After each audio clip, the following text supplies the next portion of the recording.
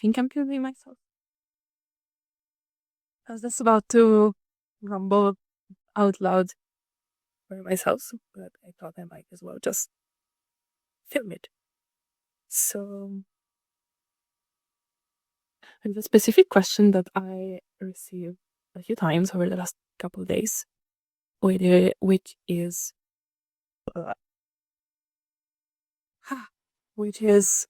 well, but doesn't AI just reinforce your biases? Like, isn't it a mirror in that sense too? And, well, what do you do with that? And one thing that struck me was that one person came to this question from kind of discovering this process or this effect by themselves. They asked the question, they expected a specific answer, the AI gave that answer, and then they kind of questioned the answer and they were like, but is that really true? And the AI kind of changed its mind. And then they were like, well, why did you change your mind as I poked you? And they were like, well, I tend to just like kind of react to what the user is saying and like compute the most likely thing, and that's not necessarily the most accurate thing. And they were like, well, okay, now that you know this, you change your behavior. Yeah, I was like, well, no, I can't do that. And they were very confused by this interaction, the person who reached out with a question. So that was striking because I, as someone who has worked with AI and, thought a lot about it, kind of, I have this more ingrained understanding of how that's not happening yet. I can see, and I know that DeepSeek kind of does a bit more of this like in real time update based on the interaction that's happening, but that LLMs by default don't do that. So yeah, it has been interesting to try to put myself in the shoes of someone who doesn't have that perspective. And in some ways we're all there on different levels. As cliche as that sounds, it's all kind of like rediscovering again the same lesson on like a new layer, a new level, a new level.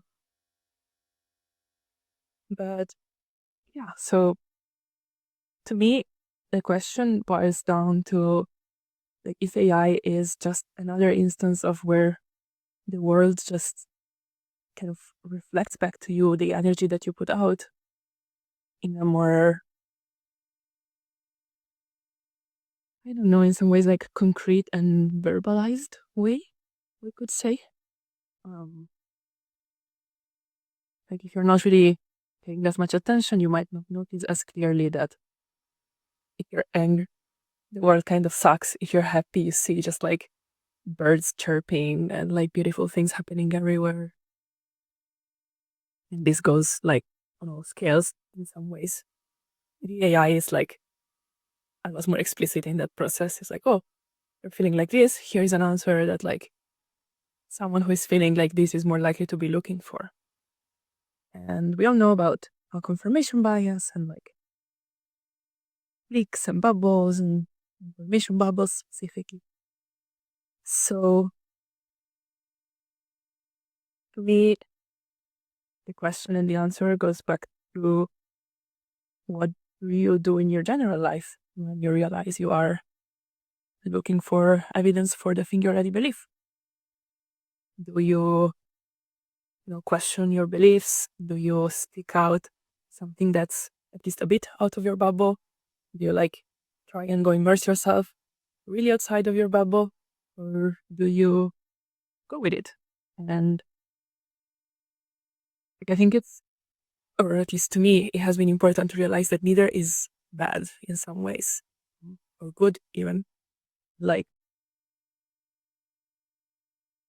there is value in exposing yourself to different perspective and like doing the research and like seeing how it could be that someone else believes something different. And at the same time, like there is an amount of questioning that like stops being useful, where yeah, if I like question and question and question and question and like never kind of fucking the world, eventually I am abdicating my responsibility in a way and not necessarily like, I don't know what would be bad about abdicating one's responsibility. I don't want to do it.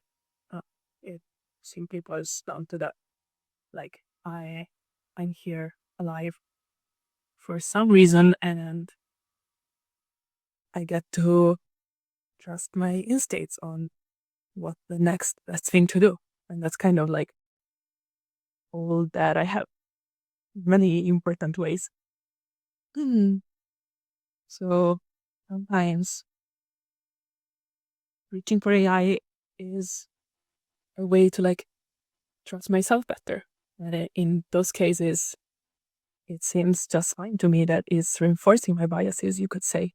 Like, I have a hunch that I want to be doing something, and I have a lot of thoughts around why I shouldn't be doing that. Where it's like, well, okay, but like, how about you just do it? Or like, it will offer some arguments or reasons or, brainstorm some other ideas, but like, help me go more power, like empowerment and confidence towards the thing that I already wanted. And that seems fine. And like, I think it is important and fair to think about like, when does this get out of control? And can AI speed up a process that would have been better stopped? And yeah, I think the answer is always like a nuanced yes and no. Or like, any process that was already heading in some direction that really wants to complete will eventually complete. Or, I see it like this at the current moment. Any process that wants to complete will eventually complete and will find its way. And if it's not AI, it's something else. And nature is fundamentally balanced, and whatever gets out of balance will like kind of break the cycle and go back to some point of balance somehow. So yeah, as always, yes and no. Like, tread with care. I like to ask AI. I guess like, yeah, we can go to like some concrete things that I do when I am in fact wanting to check my bias, to check my beliefs, to like make sure that what I am thinking is accurate, or like where practical things matter somehow, or I'm not clear on what's the thing that I'm wanting really. So some things I will do is, especially if I'm emotionally processing and I'm taking some high stake decisions, say like sending a work email that like asks for a raise, or like deciding to cut contact with someone because I need some space. Like, if these are the kinds of things I'm doing, I might ask the AI for like the devil's advocate perspective. I found that to be a pretty useful way to like get it to think something very different than what the frame I'm proposing. And then another step that's generally like has been very revealing is to ask it to respond to the devil's advocate points that it made. So cool. Have been very clarifying times.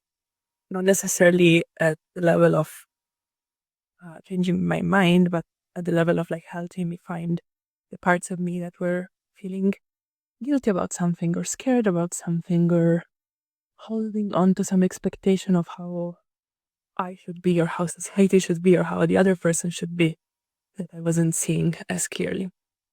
So that has been very helpful. Another one is asking for tough love. I had a specific instance where I started a whole new chat. I think it was with Claude. And there's one project that I generally use for emotional processing. And that one time, I don't know why I showed up in this other chat, like not for the project. So it didn't have as much context. And yeah, it gave me this like super judgmental answer to the thing I shared. I shared something pretty vulnerable. And the answer was like very judgmental. It was like, I think my general prompt has something like, please use some dark humor sometimes. And he just went like way too hard. And I was like, whoa, wow. Like, you're saying some things that are pointing at something true or something that I might want to look at. And also, like, this is way too much. So I asked it, like, how can I, receive some of this, but like, without the hurt? And she was like, yeah, well, asking for tough love might be the way, where I might offer, some different truths that you're maybe not really wanting to engage with yet, but without the judgmental part of like, oh, you're doing something wrong and bad. So that has been pretty cool. I don't use it super much, but when I do use it, it's helpful. It usually highlights things that I am thinking already about myself. But yeah, I can forgive that. I can bring some compassion to that. Yay. Okay, so these are for like emotional stuff. For like more factual things, it's really hard these days to like know what's true. I think I generally like hold everything a lot more lightly, and generally hold my ideas and the ways I'm thinking about things a lot more lightly. And I lean a lot into the human design frame of like trusting my excitement and my not so much like instinct, but like inner sense of like where to go. And yeah, good things seem to come from that. And there is kind of less need for factual information and more like asking myself like different questions on like what could be the next step and like seeing what feels alive and following that. And I know this would have sound like a pretty crazy and like sketchy and I don't know, misinformed decision process for very mental and like sciencey and like objective reality past me. But I can tell her and attest to others that my decisions seem to be much better in terms of how well I'm feeling and how people react to what I'm doing and how, I don't know, my needs get met and other people's needs get met more and better. And this seems good to me. So yeah, I guess I'm overall like adopting a frame of like actual reality matters less and like subjective reality increasingly matters more. And not because there is no objective like shared reality, but because like our inner experiences are so different that like the same things means many different things for someone else. And in the end, like what seems to actually matter is like, are we all, okay, at peace, in harmony, and like, yeah, we don't actually need to agree on what's true on some fundamental level, as long as we are okay being around each other. Yeah, here are some thoughts on if AI dangerous in the way it amplifies people's biases. Much love. Bye. Well, yeah, and I guess small personal update, because why not? I am hiking in the mountains of Matan Carrara, West Province, and it's pretty cold. And I just had a good cry about something that I was avoiding. And I have some relief, and I'm about to make myself. And it's cool that I get to share what I'm feeling with the world through my phone. Very cool.